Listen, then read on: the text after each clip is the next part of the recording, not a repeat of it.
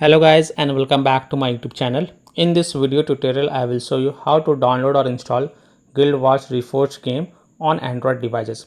So without wasting time, here follow the steps very carefully. So first of all, open the Play Store, tap on search for Guild Wars Reforged and then tap on it, and here you will see Guild Wars Reforged and the install button. So simply tap on install button,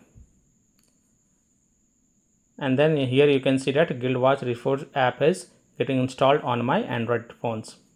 And after it get installed, click on play button,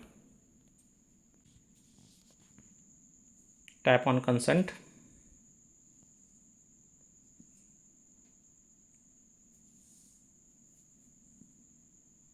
and then here you can see it is downloading extra files. So you have to just wait for these files to get downloaded and then you can play the game.